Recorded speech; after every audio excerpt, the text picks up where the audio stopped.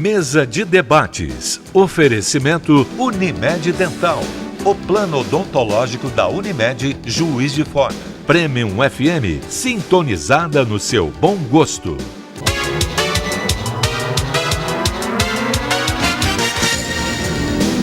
Olá, hoje é segunda-feira, 3 de setembro, está começando mais uma mesa de debates ao vivo aqui pela TV Juiz de Fora. No nosso último programa, debatemos a campanha eleitoral e propostas dos candidatos à presidência. Hoje, vamos abordar a política a partir de um outro olhar, o das crianças. Vamos falar também sobre cultura. A tradicional festa alemã do bairro Borboleta vai agitar Juiz de Fora a partir dessa quinta-feira. Eu vou apresentar agora para vocês os debatedores de hoje. Bom dia, Zé Luiz Ribeiro, seja bem-vindo. Bom dia. Um começo de semana meio revoltado, com o incêndio do museu, mas mais do que isso, com algumas colocações na internet agradecendo que o incêndio do museu tenha acontecido para acabar com esse pensamento burguês. 200 anos de história jogado no lixo e o prefeito da cidade, do Rio de Janeiro, pensa em reconstituir. Como é que reconstitui aquela quantidade de material e o crânio da primeira brasileira achada? É muita ignorância. A fome de cultura esvazia o cérebro. Bom dia. Bom dia. Realmente é um absurdo as pessoas fazerem um comentário desses, né? Um museu tão importante para a história do país é triste, é lamentável. Bom dia, Neuza, seja bem-vinda. Bom dia, querida. Obrigada. Bom dia, Zé. Bom dia, nossos convidados. Bom dia, você de casa. A gente fica olhando isso e observando, né, as modificações que aconteceram no nosso país, com tanta velocidade que a gente tem até se posicionar para poder entender. Porque um povo que não tem história, né, você não existe, né? Porque você não preserva do que aconteceu, não te serve de motivo para fazer um futuro melhor, né? A gente aprende com o passado da gente, né? Nosso futuro é reflexo do que nós já passamos, né? Quando você apaga o passado, achando que vai substituí-lo por coisa melhor, você realmente tem um nível de informação muito baixo. Porque essa autossuficiência, achando que você sabe tanto que não precisa do passado para aprender nada, isso é um perigo muito grande. 1984 chegou, Neuza. Estão apagando o passado para esquecer o futuro. Que é isso? Bom, a gente está aqui para discutir essas coisas, né? Para pensar um pouco sobre isso. E a nossa geração, ela sofre muito quando ela vê uma coisa dessa acontecer, porque a gente sabe que a gente se orientou, a nossa geração não foi muito bem sucedida, porque ela se orientou muito pelo passado dela, aprendeu muito com o passado. Se você apaga isso, a gente tem medo do que vai ser o mundo depois para os nossos filhos, netos, né? Não tem nem memória, não tem nem história. Que isso, gente? Bom, vamos lá. Uma boa semana para você, se é que é possível, depois das reflexões dessa. E falando em memória, a gente recebe hoje aqui o convidado Celso Del Duca, que é o presidente da Associação Alemã de Juiz de Fora, que organiza a festa alemã, que preserva essa memória germânica aqui em Juiz de Fora, né? Exatamente. Bom dia a todos. Obrigado pelo convite.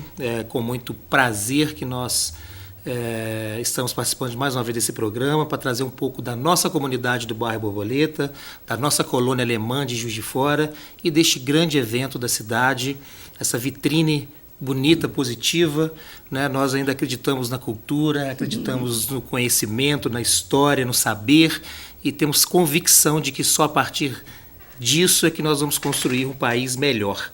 Apesar desse trauma que nós estamos passando por ele, né? Com o do incêndio do Arquivo Nacional, um crime bárbaro, algo que não tem reparo. É irreparável isso, para a nossa memória e para o futuro do nosso país também. E a gente tenta contribuir, né, em parte, com o nosso trabalho de resgate e preservação da cultura alemã em Juiz de Fora, através desse trabalho que é feito pela nossa comunidade do bairro Borboleta nesses últimos 50 anos. Obrigada, Salsa. A gente vai falar mais daqui a pouco, tá bom? E eu apresento também a nossa outra convidada, a psicopedagoga Cristina Coronha. Seja bem-vinda, Cristina. Muito obrigada, bom dia a todos. É um prazer recebê-la aqui. Obrigada. Apesar do voto aqui no Brasil só ser obrigatório a partir dos 18 anos, mais de 38 milhões de crianças com até 13 anos também compartilham o cotidiano de um país em período eleitoral. Cristina, eu gostaria de saber de você agora, em tempo de eleições e com esse acesso amplo à informação. Como que os pais podem falar com as crianças sobre política, sobre ideologia da família? Bom, quando a gente fala em política, a gente está tratando de uma questão que é constitutiva do ser humano, né?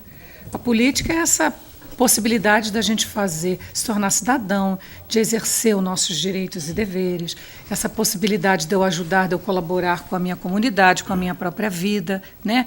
É de exercer essa liderança, e aí a gente está falando de autoliderança também, né? E liderança de servir ao outro, de servir a si mesmo. Então, existe uma diferença, e eu acho que é muito importante colocar aqui. Uma coisa é tratar de política e de favorecer o desenvolvimento dessa responsabilização, desse sentimento de pertencença àquela comunidade, né, àquela família, né, e de cuidado desse espaço com questões partidárias que nós estamos vivendo hoje. Então, para a criança poder fazer qualquer escolha futura, porque é a grande questão, né, hoje os pais têm os seus mecanismos, as suas experiências e conhecimentos para tentar fazer a melhor, né, uma escolha acertada, né, em relação aos seus candidatos. Mas a criança não tem essa capacidade. Então, eu entendo que o pai tem que munir os seus filhos, principalmente a família, tem que munir os seus filhos de condições de reflexão, de estímulo, de conhecimento, né, de cultura, para que eles cheguem um dia a exercer esse papel, né, também cidadão.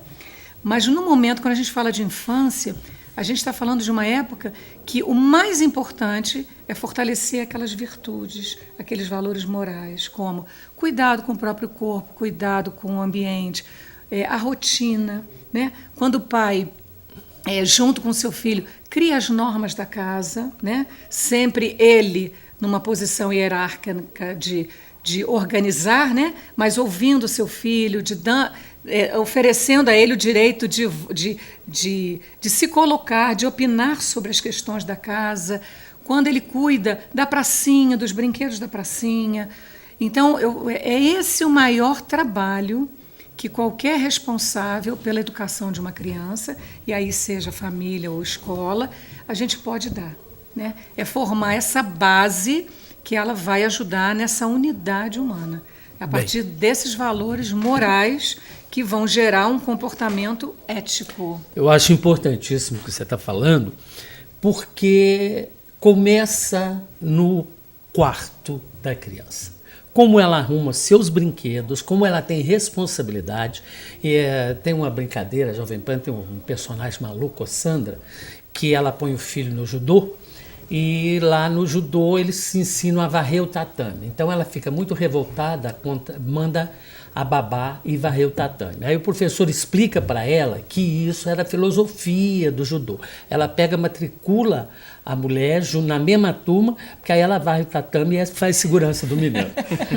Então começa do pai, da mãe, que é muito boazinha, porque quando eles começam a falar assim, o machismo, mas o machismo vem da mãe que fala assim, pode deixar que eu arrumo a sua roupinha, eu arrumo tudo direitinho para você. Depois tem um choque traumático, porque essa fada madrinha não aparece sempre, né?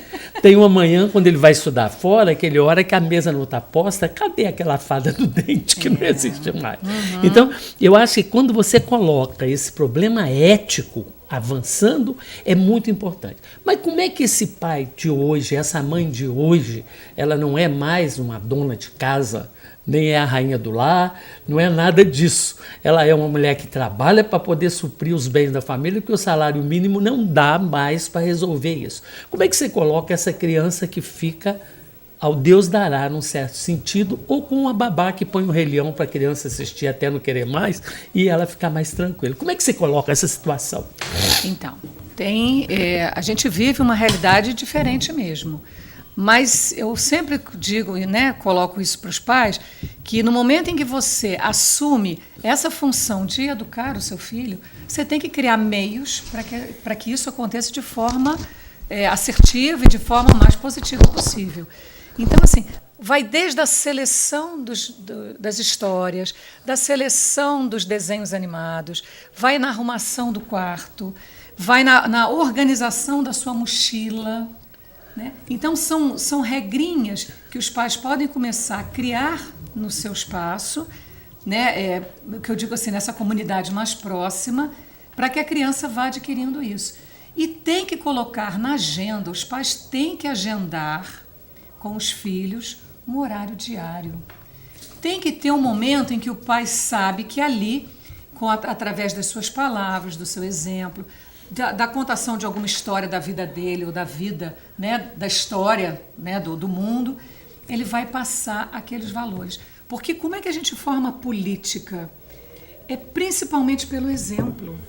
Né? Essa condição de cidadão responsável, colocado, esse cidadão colaborador mesmo, no sentido, né, participativo, se dá com essas possibilidades de ajuda, e ele aprende com o pai e com a mãe. A sensação que a gente tem é que quando a pessoa tem seus valores desde cedo e é conduzida a sua educação no sentido de valorizar o seu ambiente e no seu relacionamento, aprender a solidariedade, a dividir, isso. Entendeu? A ter coisa em coletividade, a pensar no bem de todos, não exclusivamente no seu, depois a política partidária vem automaticamente. Quando houver esse momento, ela vai saber fazer as escolhas dela baseadas nesses valores. Porque política partidária não se ensina. Exatamente. Não se ensina, se pratica. Mas na época certa. Isso. Só não é hora de falar de política partidária com criança pequena. Fazer cabeça de criança pequena. Isso aqui é um absurdo. Porque não é o momento e a criança não tem que ter essa responsabilidade. Ela precisa ter as coisas proporcionais à idade dela, ao universo dela. Ela não tem que se meter nessa sujeira que está a política partidária brasileira, por exemplo, através de treinamentos precoces para que a criança crie já com uma ideologia definida, você entendeu? Vamos para o primeiro intervalo, voltamos já.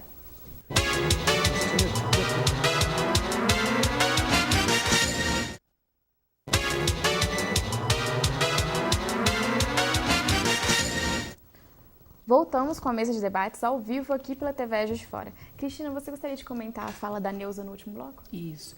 Nós estamos falando sobre educação de crianças, né? Sobre a formação desse cidadão, que hoje também deve ter uma participação na vida, né? A gente não espera que seja só futuramente, que ele vai saber escolher, fazer boas escolhas, não. Ele começa hoje. E como eu falei, eu volto a insistir nesse aspecto, a formação desse cidadão, ele vai acontecer com essa capacitação desses pais, com esse ambiente de estímulo, de aprendizagem que acontece na família. A escola, ela é uma colaboradora da família. Ela vai ajudar no exercício desses valores éticos, né? Saber escolher um representante de turma, saber entender aquelas regras da escola, né? Porque tem um regimento interno, como eu vou me colocar, discutir algumas questões. Hoje nós temos alguns sites aí, né? A própria Câmara tem um site, né? Plenarinho, tem a Câmara Mirim. Então, assim, a escola pode utilizar desses recursos para favorecer essa formação, levando mais elementos para que essa criança se sinta mais fortalecida. Mas, infelizmente, o que a gente tem hoje é esse pai que está sempre pela metade com os filhos, né? Esse é um livro bem interessante, né, que chama O Terceiro Ouvido, que fala sobre isso. Até que ponto eu estou pela metade com meu filho? E se eu quero um cidadão, eu preciso estar por inteiro. Eu preciso ter momentos onde, na minha fala, na minha postura, nas minhas histórias, eu vá passando esses elementos para ele. Tem um outro livro também bem interessante, porque a gente percebe que a criança ela é sugestionável. Então, tudo que ela ouve dos pais, né, principalmente dos pais, se torna uma verdade.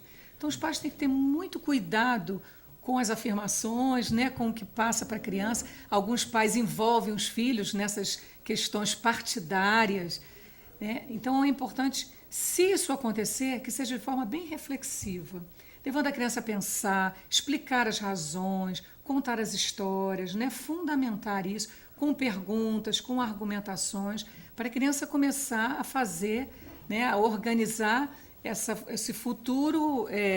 futura capacidade aí de discernimento e juízo. Mas, por exemplo, as crianças elas querem fazer o bem, elas querem ser heróis. E o que é ser um herói de verdade? O que eu tenho que ensinar a minha criança a ser um herói, né? Então, esse livrinho aqui que fala, né, os superpoderes de Jorge, ser herói o quê? É ter alegria, buscar o conhecimento, inteligência, ser afetuoso, cuidar do próximo, ajudar meu amigo. Então, se eu trabalho com esses valores morais, eu certamente vou ajudar esse meu filho a exercer essa cidadania de forma assertiva, de forma realmente útil para aquela comunidade, né, e para a própria vida dele. Bem, o comportamento ético passa aí por esse pai presente, tudo, inclusive de ver como veio a mochila, que material diferente que veio, aonde você arrumou isso, quem te deu isso. Esse é o ponto fundamental que hoje as pessoas vão, não, é criança. E quando você passa por um processo ético que fala assim, essa borrachinha não é sua, onde você pegou, vamos lá devolver. Você modifica o pensamento da criança sobre a questão de se apossar do bem alheio, que é o grande problema que vai acontecer depois, nesse momento que nós estamos vivendo. Quando as escolas perderam esse sentido ético da professora, porque você estava dizendo a rapidez, são 15 segundos que uma criança leva para absorver um conteúdo de televisão, que é aquele chiclete azul, aquela coisa que tem 15 segundos, pensa bem. É um negócio muito sério. Como é que fica essa questão do vigiar e punir? Então, a criança, ela tem, né? Hoje a gente tem, infelizmente, um outro educador, que às vezes é infelizmente, que é a internet. Sim. Que é toda essa mídia que vem com uma carga visual, né? Com todos os recursos sensoriais aí, e que estão formando esse pensamento dessas crianças. Quando o pai fica ausente, alguém vai formar, alguém vai colocar o elemento. Infelizmente não é o pai. Então é o youtuber, que agora é o grande ídolo, né? São as grandes referências das crianças, né? Ou é aquele desenho animado, e eles imitam aqueles desenhos, né? Então a importância que eu vejo dessa escola, dos pais participarem das atividades da escola, porque os pais também estão muito ausentes. O que eu vejo, né, dentro da minha experiência, é que a escola organiza projetos, reuniões, palestras para os pais, e a frequência tem sido muito baixa, porque falta de prioridade, às vezes, dessa família em relação a essa formação do próprio filho. Você percebe que essa formação ela está prejudicada, né, vamos dizer assim, pelo comportamento do aluno dentro da sala de aula. Isso. Que tem sido, né, tem tido críticas enormes da sociedade, porque o aluno hoje não respeita o professor. Hoje o professor é o refém do aluno. Ele, inclusive, tem toda a legislação que protege o aluno, que protege a criança, mas que não passa para ele quais são os deveres, as obrigações dele. A legislação se preocupou muito em dar direitos às crianças, ao jovem, mas não se preocupou em mostrar para eles que todo direito traz uma obrigação junto, não é? Então, hoje, a escola tem uma dificuldade muito grande de lidar com essa educação. Primeiro, ficou tudo para a escola fazer, porque os pais, com essa desculpa de não terem tempo, porque agora trabalham, mas trabalham para adquirir coisas, né? Tem que somar o salário para poder adquirir bens, né? Então, a criança foi ficando por conta mais da escola. Isso. Porque nem da babá, que hoje em dia ninguém está com poder aquisitivo para ter uma babá de qualidade também, né? É creche, depois a escola, né? Eu acho importante a escola aproveitar esse momento e falar da Constituição, falar das próprias leis da escola, a família, né? Nós temos aí o Estatuto da Criança e do Adolescente, que fala, né, no artigo 16, que a criança tem direito à liberdade de expressão de opinião. Então, tem que ser discutido isso. Que liberdade é essa? Em que momento, como se colocar de forma ética? Eu tenho que ter liberdade, sim, de manifestar. Sem perder o respeito. Exatamente, porque quando eu, no meu espaço de casa, eu crio esse momento dialógico, onde a criança pode se posicionar, ela pode ajudar a organizar a sua rotina junto com o pai, eu estou oportunizando esse espaço. Mas tem que ter, mesmo nesse momento, a percepção dessa hierarquia. Né, o que é necessário, o que é um direito, o que é um dever e o que é um valor dessa família. Então, dentro das nossas normas, né, da organização da nossa família, as coisas têm que acontecer dessa forma. Então, assim, os pais precisam ler com seus filhos, pensar sobre as questões com eles, refletir. A criança, ela não tem essa capacidade de discernir entre o bem e o mal, o certo e o errado. Ela precisa dos pais como elemento de razão. E aí os pais às vezes falam para mim, mas como é que eu aprendo então isso? Então, através da leitura mesmo, de leituras densas, importantes, de levar o filho, né, a participar desses momentos da vida dele, né? Um outro livro que eu sugiro, que é um livro muito interessante, que é um livro até da Fundação Logosófica, que ele fala, né, Bases para a Tua Conduta. São pequenas sugestões, são pequenos ensinamentos, pequenos convites que o autor, que é um argentino, González Pecotti, ele faz para essa juventude, em termos de valores éticos e morais. Então, os pais precisam cercar esse ambiente desses melhores recursos, estímulos e exemplos para que a gente consiga formar esse cidadão. E aí, né, a questão, quando a gente fala ideologia da família, né, como ideologia tem um sentido aí dúbio, eu prefiro trocar esse termo por a formação da política, né, ou dessa cidadania, né, dos filhos da criança. Ela parte por conceitos e valores e princípios da família. Eu acho que esse termo é mais eloquente ou mais adaptável para essa questão que nós estamos apresentando aqui. E, Cristina, hoje em dia se discute muitos assuntos na frente das crianças e quando elas querem interagir, os adultos geralmente falam, não é assunto para criança, é assunto de adulto.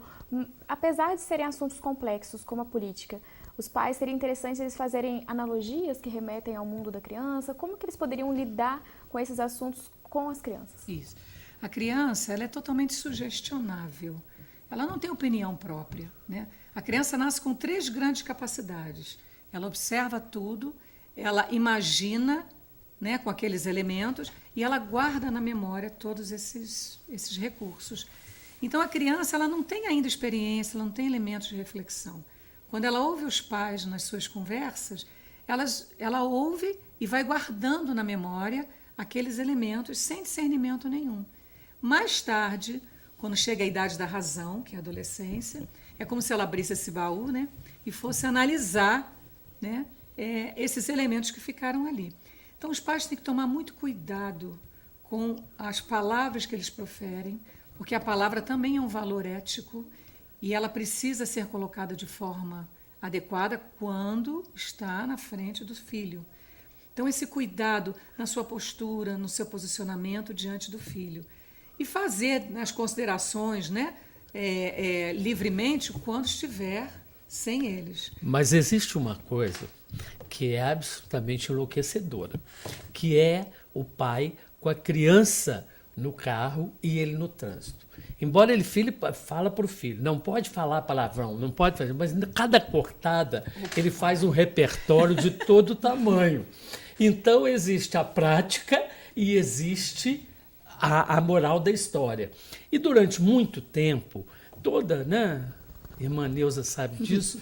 A gente aprendia muito pelos contos infantis. Como é que o rei faz justiça, o rei que ia assinar uma sentença de morte, vê o príncipezinho salvando uma mosca e ele pensa 2 vezes e não assina, não é? A história do galinho português também, que são histórias assim. Essas histórias desapareceram nos desenhos animados, né? Porque era a mãe que contava, agora tem a profissionalização do contador de história, que as pessoas contam história. Então a mãe perdeu essa função. Ela ou lê, ela não inventa mais a história do menino do dedo, dessas coisas. Então, esse é o conflito que você tem entre a realidade e a metodologia correta que se estuda nos livros. Mas eu vejo, né, esse recurso que você colocou, ele é tão simples, né? Eu volto a chamar a atenção dos pais para agendar esse momento, esse pequeno momento com o filho diário, de contar essa história e de contar, às vezes, uma história inventada em função da realidade do filho. Da realidade. Ou da realidade da família, né? Vai fazendo adaptações. A gente quer filhos melhores, a gente quer cidadãos melhores, mas melhores pais, melhores filhos. Para eu ter um filho melhor, eu preciso melhorar a condição de pai que eu tenho.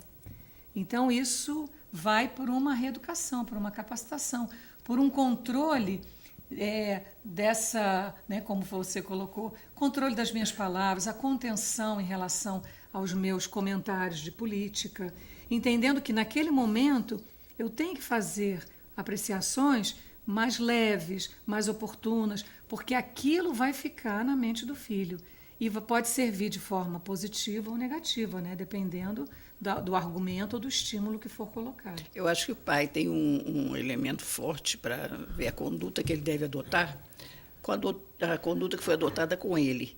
Normalmente você diz, meu pai era muito rigoroso, eu com meu filho vou ser diferente. Com ele deu certo. Será que a conduta, será que a modificação que ele está fazendo de total liberdade com o filho está sendo melhor do que a educação que ele recebeu? Acho que às vezes ele precisa valorizar o que ele recebeu de uma forma mais forte, porque essa geração, de um modo geral, ela ganhou muito com a educação que recebeu. Aquela mais rígida, né? Aquela história de assunto de adulto, não é assunto de criança. A criança precisa ter limite também. Ela precisa saber, não, isso não é para você. Vai ser, na época que foi, eu te conto. Agora não é. Então, essas coisas que a gente ouviu e serviu tanto para a gente, eu acho que podem ser passadas, porque vai dar certo de novo. Né? Poderiam ser resgatadas e até adaptadas à realidade de hoje, né? Olha esse negócio assim, o pai para falar com o filho hoje tem que se abaixar para falar do nível dele. O que é isso, ele? O que é isso? Tem que haver uma hierarquia, né? Gente, é o primeiro sintoma de acabar com a hierarquia. E olha que interessante, Neuza, nós, próprias universidades, em Harvard, nós temos, né, um representante importante, que é o Gardner, que é o autor das múltiplas inteligências. Ele tem um livro que ele fala que para a gente ter sucesso no mundo de hoje, eu preciso desenvolver 5 mentes, 5 capacidades. Ética. Então, olha que interessante, dentro da universidade, de uma das mais conceituadas, né, em termos de estudo.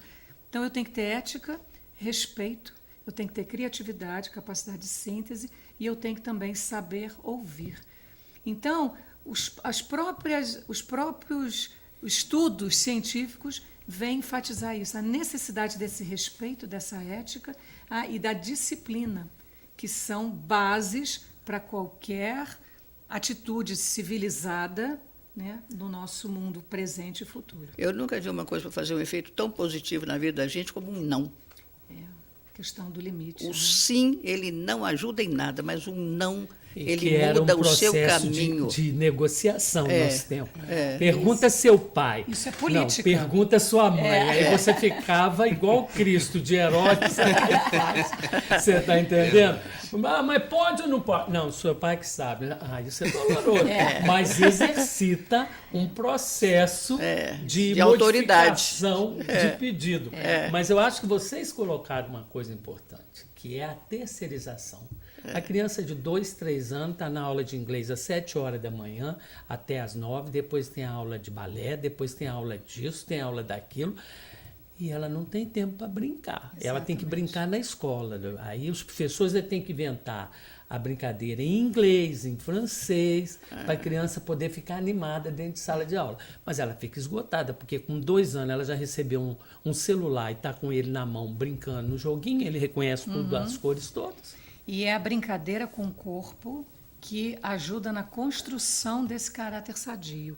É o corpo, nesse momento do obstáculo, do limite da brincadeira, do limite do meu corpo nesse jogo, espaço, né? No jogo com as suas As regras, né? que vai ajudar na estruturação desse caráter. Eu acho que a gente tem época para tudo. E tem época que aquilo não é para aquela pessoa mesmo.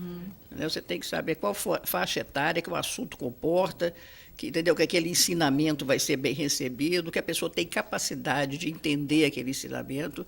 Eu acho que tudo tem sua época. Mas hoje todas as fronteiras se borraram, Deus. Não tem mais aquele limite. A criança até 14 anos podia assistir esse tipo de filme. A gente ficava doido para fazer 14 anos para poder assistir.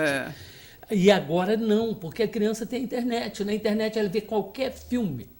E se o pai não estiver por perto, é muito engraçado. A relação. Não, e aquilo que foi feito para passar a noite, depois passa dos melhores momentos do dia. Sim. Então... Não, o YouTube está para aí. Ele faz a reflexão, você pode reunir tudo ali. Eu acho o seguinte, a gente não tem que reclamar dessa bagunça que está a educação, não. Porque a gente mudou muito em pouco tempo e não foi para melhor. Mas, assim, o meu último recado a grande responsabilidade desse cidadão está na família. A escola como colaboradora, certeza. mas a família. E que os pais, então, lembrem que precisam se capacitar para ajudar na formação dessa humanidade diferente e melhor do que a gente está vivendo hoje. Você faz cursinho para fazer vestibular, mas não faz cursinho para casar e ter filho, né? Engraçado, né? Mas já tem curso para vovó em Brasília, viu? Isso vem assim, sabe? Não, depois que nasce, Deus cria. Entendeu? E vai vir essa bagunça que está aí. Esse assunto renderia um programa inteiro. Dá, Já até convido a dá Cristina para mesmo. voltar outras vezes, para a gente continuar falando sobre educação. Mas vou ter que chamar mais um intervalo e a gente já volta daqui a pouquinho.